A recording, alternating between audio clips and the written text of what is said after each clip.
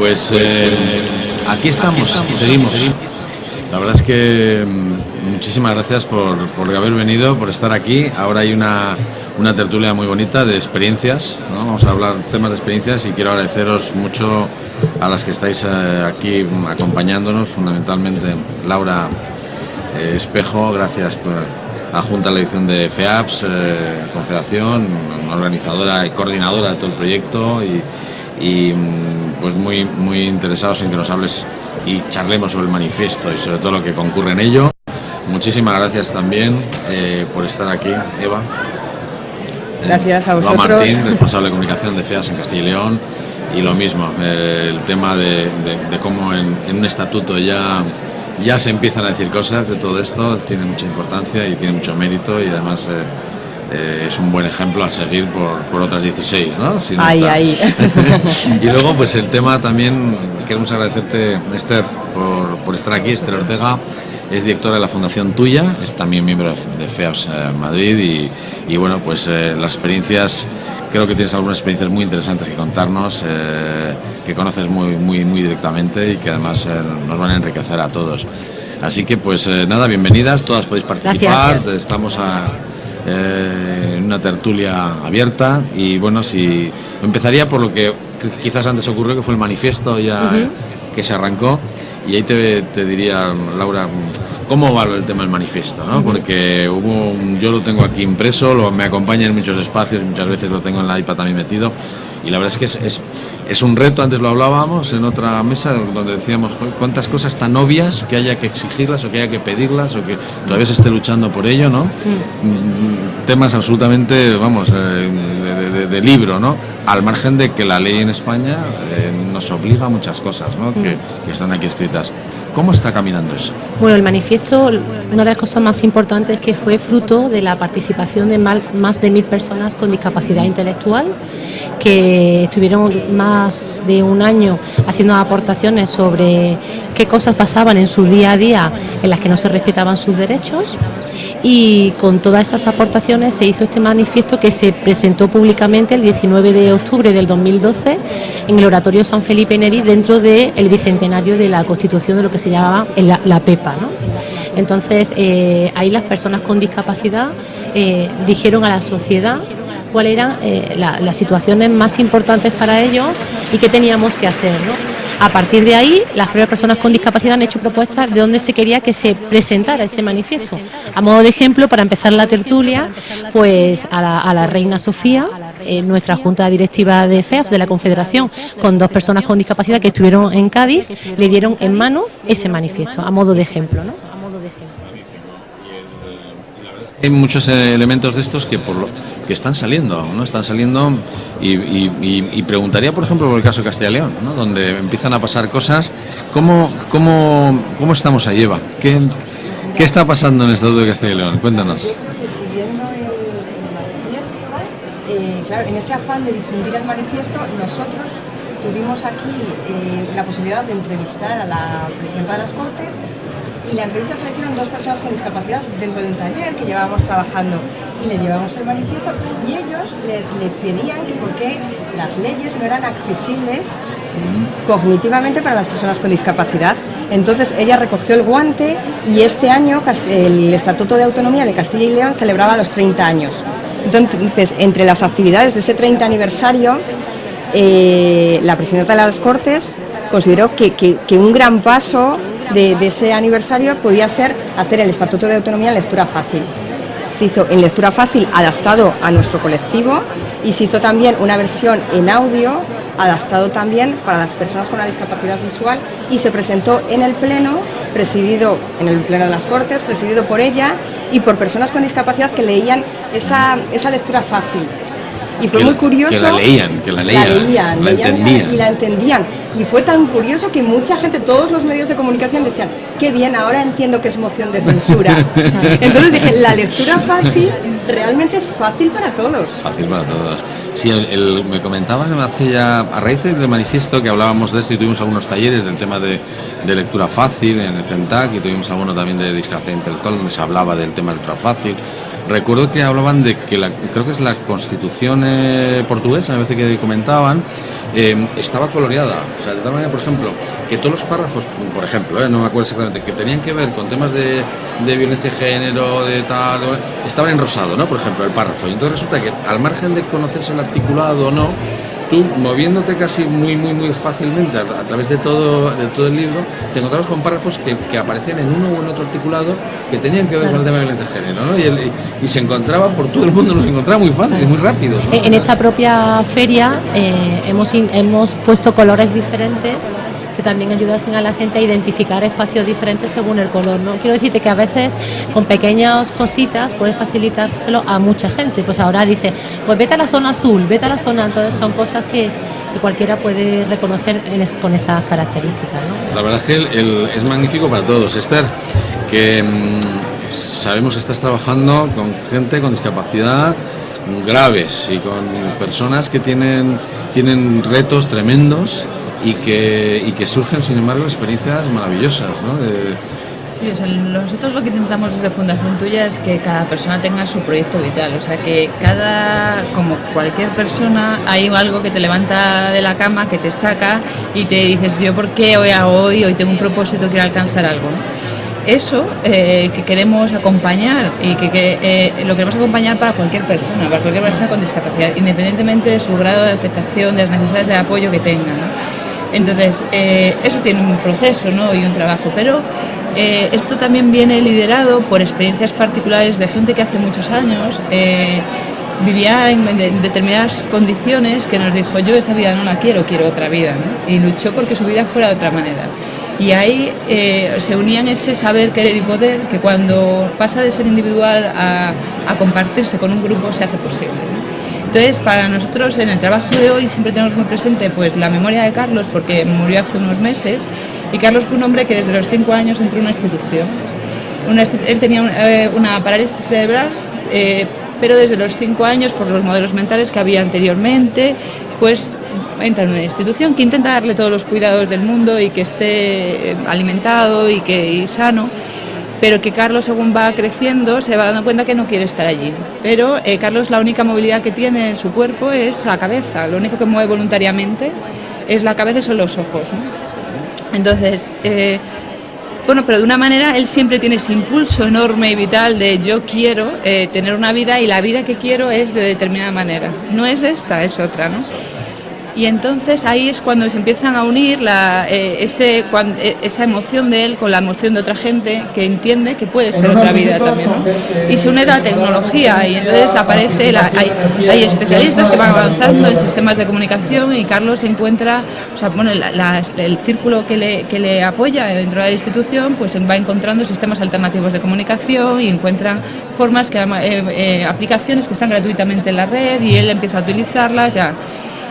Bueno, él empieza con eso a poder comunicarse mejor con el entorno, ¿no? Y entonces sabe que él, su gran saber es que tiene que insistir, que tiene que ser absolutamente insistente en lo que quiere conseguir, porque depende mucho de su entorno.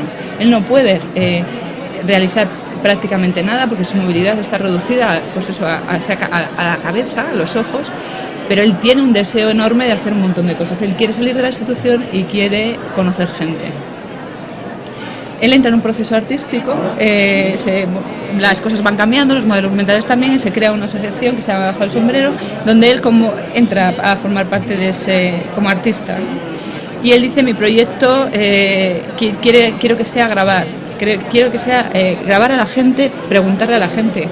Él quiere entrevistar. Él quiere entrevistar. Cuando nos dice yo quiero entrevistar, le miramos como, Carlos, no, ¿cómo? ¿No? Entonces se la pregunta, ¿cómo? No teníamos ni idea. Como Carlos puede, una persona viviendo en una institución con su movilidad, con un sistema alternativo que la gente en la calle no conoce, ¿cómo vas a comunicar? O sea, bueno, pero como había ese impulso de querer, cuando se quiere intensamente, al final encuentras el saber, ¿no? Y el saber que junto luego haces que sea posible. Entonces, bueno, la historia que yo os vengo a contar de vida de Carlos fue esa insistencia. Entonces, lo único que se nos ocurre en ese momento, porque lo único que sabía era bien, pues si lo único que mueves es la cabeza, te ponemos la cámara en la cabeza. Entonces, digamos, Carlos, ¿te va a doler? te va a doler porque si te colocamos la cámara, ahí en ese momento luego han aparecido muchos cascos para deportes, que es de la gente. Las GoPro, las dos estas, claro, pero luego, en ese momento no teníamos nada de eso. Entonces lo que hicimos fue colocarle la cámara y con celo, pues agarrarle la cámara a la cabeza. Bueno, eso fue todo mejorando, fuimos viendo que ya tuviera el retorno, o sea, la tecnología ahí, pues avanza, pero ya avanza con un sentido, porque ¿por qué buscamos esa tecnología? Porque Carlos quiere entrevistar a las personas. Y se van buscando unas soluciones tras un proyecto. Eso es, o sea, no es la tecnología porque sí, sino hay un propósito vital y la tecnología es un medio para alcanzar eso que yo quiero conseguir. Y a veces la tecnología la tienes que girar un poco, porque no está pensada para Carlos, pero hay que girarla y es posible, ¿no? O sea, se gira y a Carlos le da luego resultado. salen cosas, quién sabe, como las nuevas cámaras que dices, todas esas cosas que las usa luego el del snowboard, claro. el astronauta y tal. Eso que es. a lo mejor surgieron su idea porque a un Carlos se le ocurrió que quería la cámara en la cabeza, no en la mano, ¿no? Porque la necesitaba así. Entonces él empieza pues eso a tener, luego pues ya tenía el retorno, porque ahora él no ve lo que graba, pero luego ya llevaba una mesa con un ordenador en el que él veía si giraba que estaba enfocando, que no, bueno, aquello sí ya se empieza a mejorar, ¿no? Pero, y es verdad que la curva de mejora es muy alta porque cuando luego hay mucha gente que sabe de tecnología que lo pone pero que no está mirando en Carlos, pero cuando los unes, generas esas conexiones, pues salen las cosas, ¿no? Entonces, Carlos, el vídeo lo podéis ver en internet, si busquáis debajo del sombrero, en Carlos Mariscal, ahí están los vídeos, uno sobre todo que se llama 4 preguntas. Y Carlos lo que quería era preguntar a la gente sobre si conocía algo que para él era muy importante, que era el deporte de la bocha, que cuáles eran sus sueños, era la otra pregunta de Carlos, si tenía pareja y qué hacía los fines de semana, porque eso eran 4 preguntas que para él eran importantes, ¿no? Y él lo que hacía era parar a la gente en la calle, o sea, y hacer estas preguntas. Hacía esas preguntas. Entonces eso está grabado, las respuestas. Luego él las contrasta con su vida, ¿no? Y él lo que hace con eso es seguir con ese impulso, yo quiero vivir fuera, yo quiero tener pareja, yo quiero... ¿Qué ha ocurrido? Pues que no hemos sabido estar a la altura de Carlos y Carlos ha muerto sin haber podido alcanzar eso. Es verdad que ha hecho todo ese proceso y ese proceso forma parte de la vida, ¿no? Pero bueno, yo creo que hay muchos Carlos que están por ahí y tenemos como esa obligación de dar respuestas inmediatas ya a lo que la gente necesita, ¿no? Entonces tenemos que unir ese saber, ese querer para que sea posible, ¿no? Y eso está ahí, o sea, ¿no? Cuando se comparte, porque Carlos no puede montar los vídeos solos. O sea, él tenía la idea, pero necesita el equipo, pero como cualquier profesional, nada se hace solo, ¿no? Yo ahora en los juzgados, cuando me pregunta el juez, ¿se viste solo? Digo, con apoyos, pues a veces se enfada, porque insisto, que se viste con apoyos, ¿no? Pero cuando llegaron los fiscales y los jueces, la primera promoción que había, cuando aprueban, que hacen la formación, yo les preguntaba, ¿cuántos de ustedes han aprobado solos? No, me miraban y decían, ¿cómo que solos? ¿Cuántos han aprobado solos? ¿Cuántos han aprobado sin preparador laboral? Sin nadie que les pague, sin nadie que le pague la academia, sino todos han aprobado la oposición con apoyos. Entonces, si yo tengo discapacidad, el que necesite apoyos no supone más. Claro, es lo normal. Claro, entonces esa interdependencia, no hay que querer hacerlo todos solos porque es que además es más rico, es más interesante. Entonces, la idea es que compartiendo las cosas, compartiendo el querer, hacemos más fuerza, compartiendo el poder. Oye, hay una cosa que yo creo que aglutina un poco las 3 experiencias, es que la persona con discapacidad identifica qué es lo que quiere y lo dice, ¿no? La gente que estamos cerca del mundo de la discapacidad, además, hacemos la lectura de que eso es un derecho, es decir, no cabe en nuestra propia opinión decir intervengo o no intervengo, porque ya no es un tema de buena voluntad, sino que cuando tú identificas que lo que piden es que tienen derecho, y además en muchos, o sea, derechos reconocidos por ley, hay una convención marco, ¿no? Es una opción que decides. Claro, ya no puedes decidir, ¿no? Entonces, ahí nuestra obligación es poner la mirada en la sociedad. Entonces, el ejemplo que ha puesto Eva, poner la mirada en las administraciones públicas. El ejemplo que ha puesto Esther, en profesionales que pueden facilitar eso. Y hay muchas experiencias donde lo que tenemos que hacer es que la gente de la sociedad nos mire, en el sentido de, hay mucha gente dispuesta a contribuir con su conocimiento, con su formación o con el poder que tenga. Claro, y muchas veces es que quizás no hemos llamado a la puerta adecuada, quizás no hemos tenido las puertas suficientemente abiertas para hacer ver a la sociedad, oye, que es que esto es un derecho, ¿no? Y en esa línea yo creo que el manifiesto, como hay como 7 u 8 cosas que son vitales para cualquiera, tenga o no discapacidad, que son las cosas que comentaba Esther de la vida de Carlos, que al final, si nos preguntamos, para todos son importantes esas 4 cosas. El manifiesto es la disculpa para, en el caso de que, mira, no me estás hablando bien de mí y es un medio de comunicación, decirle, mira, es que tú, en el caso de que sea la administración, mira, es que tu papel esté en el caso, y las propias asociaciones, claro, porque las personas con discapacidad también han reclamado, por ejemplo, una mayor participación de las personas con discapacidad intelectual en la toma de decisiones de nuestras asociaciones. En este año, uno de los frutos de ese trabajo, de esa reclamación, que ya lleva mucho tiempo haciéndola y que vamos un poco tarde desde mi punto de vista, es una guía de participación que se ha presentado en esta feria, en el que las personas con discapacidad han dicho, mira, llevamos reclamando mucho tiempo esto, y ahora vamos a decir cosas muy sencillas y muy claritas de cómo podemos participar. 1, 2, 3, 4, ya han puesto muchos ejemplos, ¿no? Es que ya en el manifiesto decían cosas que estáis diciendo, dice, nos preparamos para ser independientes y vivir como cualquier persona. Dice, ¿podemos hacerlo? Dice, solo necesitamos apoyos para conseguirlo.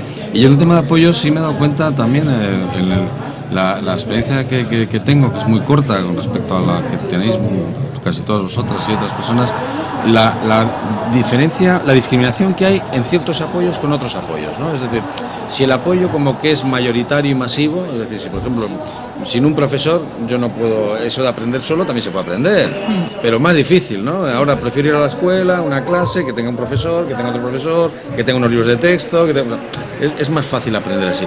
Esos son apoyos, pero esos apoyos como son muy masivos y muy mayoritarios, parece que esos no son apoyos. Ahora, no son tan específicos. Pues si una persona necesita otro tipo de apoyo que yo no necesito, la mayoría no necesita, como que se recalca que eso es un apoyo, que sin ese apoyo no se puede conseguir. A ver, si es que todos estamos haciendo las cosas teniendo apoyos. El error ahí es interpretar que es más específico de lo que crees. El ejemplo que ha puesto Eva, que es cuando tomas conciencia de que un documento en lectura fácil luego es para facilita todos. la vida a todo el mundo, dices, ostras, pues a lo mejor este apoyo no era tan específico como yo pensaba, sino claro, que está garantizando a mayor población. Entonces, en el mundo de la discapacidad, a poco que te acerques un poquito, descubres que esos apoyos son mucho más generalistas de lo que a priori parece, ¿no? Esa barrera de los apoyos que nosotros solemos pedir hacia la accesibilidad cognitiva es igual que cuando se comenzó la accesibilidad física, decían, ¿quién va a utilizar rampas? ¿Quién va a utilizar? Y luego realmente es muy no sabes cómo vivimos sin ellas, claro, ¿no? O sea, todos, claro, todo hasta el Segway, los cochecitos, el que va con el WhatsApp caminando, todo. Y la accesibilidad cognitiva, que en otros países funciona muchísimo mejor desde el punto de vista del turismo, por ejemplo, es tan facilitador que si tú vas a otro país y no dominas bien el lenguaje, yo en Francia veo la versión facilitada, porque mi dominio no es tan extenso del idioma para intentar conocer todos los matices de la lengua, y a mí me facilita enormemente. La verdad es que el valor de que todo sea más usable y más fácil para todos, lo dice la palabra, no es para todos. Es que no, y fácil, no, ¿para qué nos complicamos la vida, no? A veces. Y yo tengo también una experiencia personal en otro ámbito, pero es que mi madre, yo siempre he estado metido en la teología, no digo ni los años, pero casi 30 y muchos años metido en teología.